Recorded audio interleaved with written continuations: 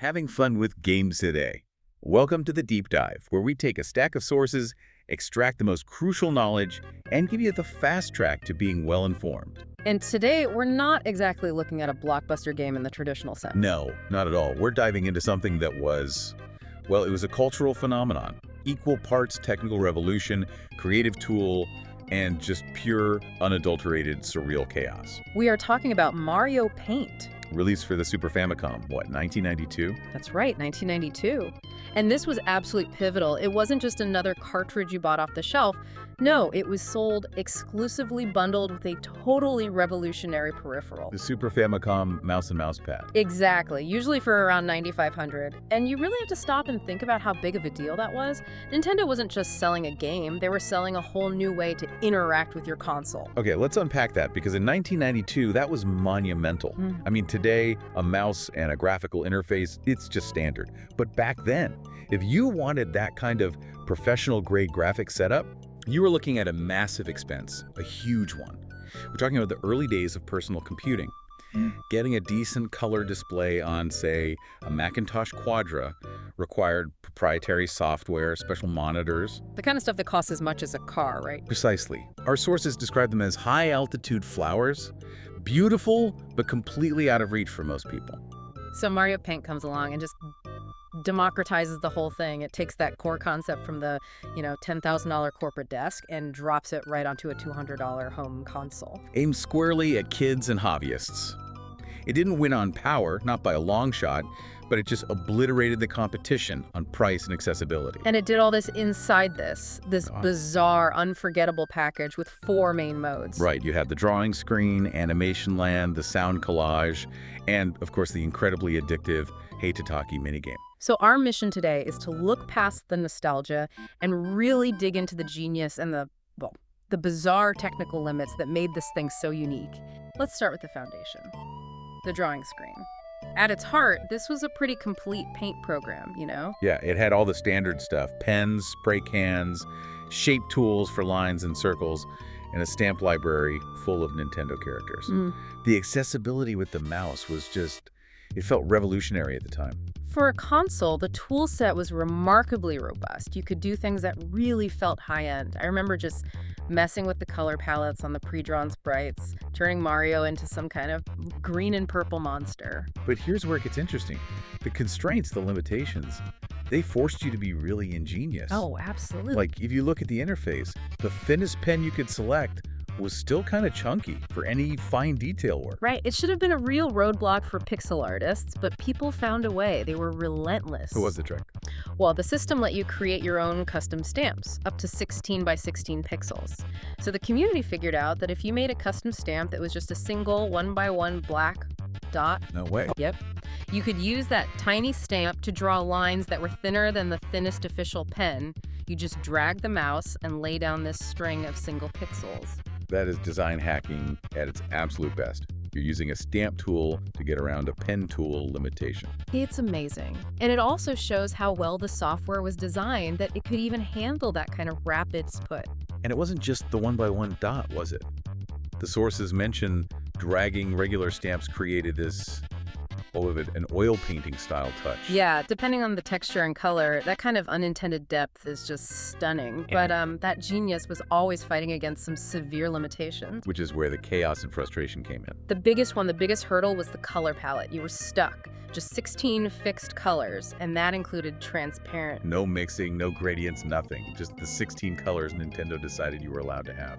It forced artists to innovate with stuff like dithering, placing different colored pixels next to each other to trick your eye. A frustration that kind of became an art style in itself. And that frustration reached its peak with the saving process. This is where the nostalgia gets a little bit terrifying. Existential dread for your 16-bit masterpiece. Totally. Because it was all on a limited ROM cartridge, you had one. Single. Save slot. For everything. And it failed all the time. Why? Was it just a hardware thing? It was a mix. The system had to compress the pixel data really heavily to fit it.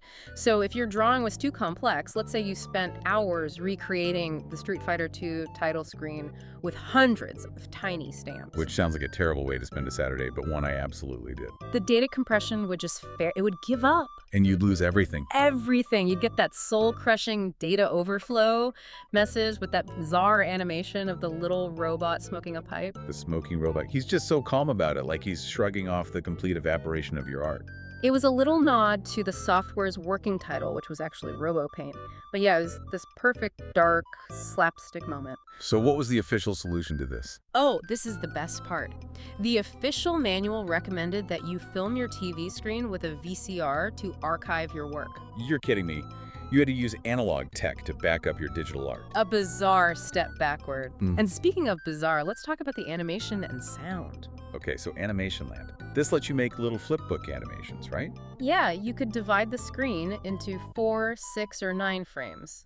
And once you were done, you could draw a path and have your animation move across the main drawing screen. It was pretty sophisticated for the time. But there was a serious warning that came with it. A really serious one. The sources say the manual explicitly warned that if you rapidly animated bright and dark complementary colors, it could cause severe eye strain. Kind of like the Pokemon Flash incident, but years earlier. Exactly. It shows Nintendo was already aware they were pushing the console's visual limits in ways that could be genuinely risky. Yikes. So from visual risks, we moved to auditory absurdity, the sound collage mode. This mode was pure joy through absolute constraint. You'd drag these little icons onto a musical staff to make a song. But the limits were just brutal. Only 13 tones, so no black keys, no halftones, and you couldn't change the length of a note, and you could only have 3 notes playing at once. It was so limiting.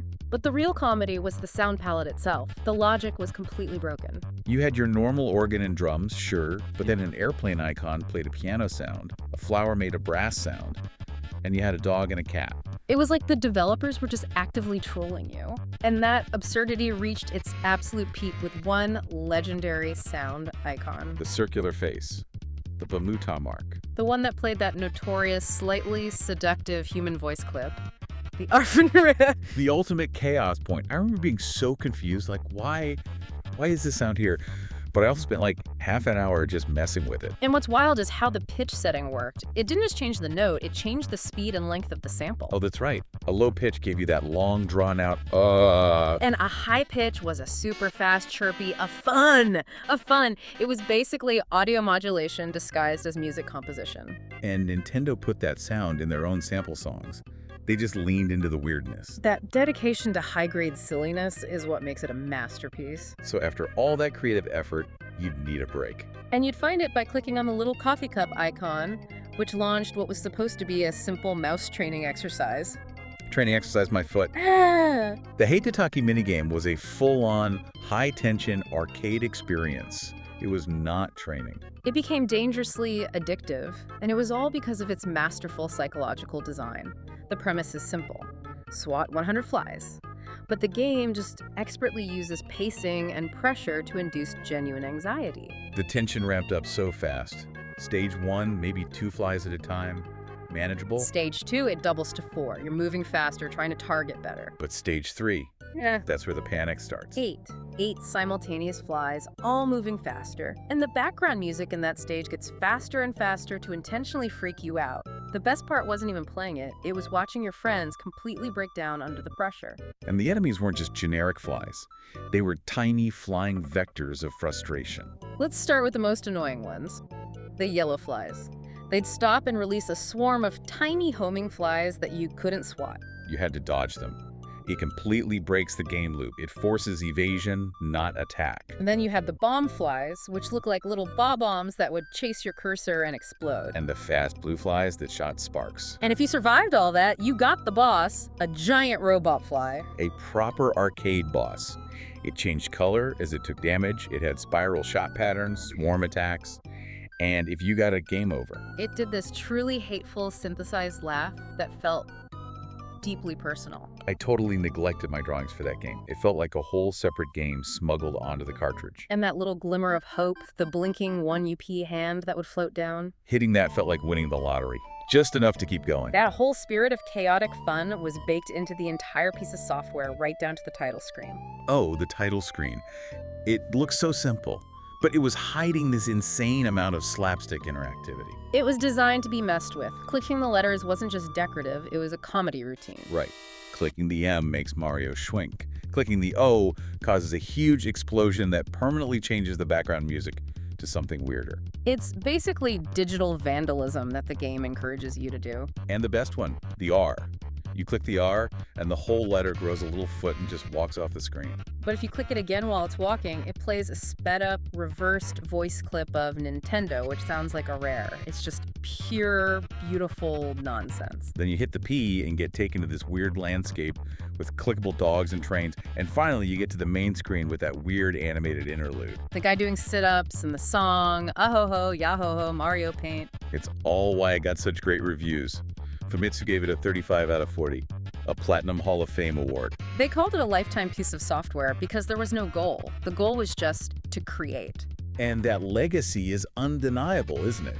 The whole concept keeps coming back. You see it directly in Mario Artist for the 64DD and later in things like Moving Memo Pad on the DS. And the core UI, the tools, that became the prototype for the creation mode in WarioWare DIY. Right, and the DNA is all over Super Mario Maker, which even has the smoking robot and the Hate Taki game as Easter eggs. And to bring it all full circle, it's on Switch Online now, right? It is, as of July 2025. But here's the kicker. You can't just play it with a standard controller. You need a physical USB mouse or the special mouse function on the new Joy-Con 2. So just like the original, the peripheral dictates the experience. It's come all the way back around. So if we synthesize all this, Mario Paint wasn't the most powerful tool. It was technically weak compared to PCs. But it succeeded, and we remember it because it fused creation with fun and personality and this charming absurdity. It proved a tool didn't need to be complex to spark creativity. It just needed character. And constraint. Which leaves us with a final thought.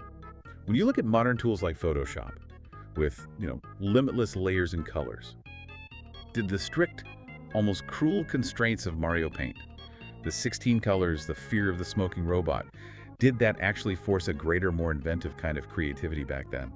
Something to think about. A fascinating point to leave on. Will games be fun tomorrow too? Have a great day.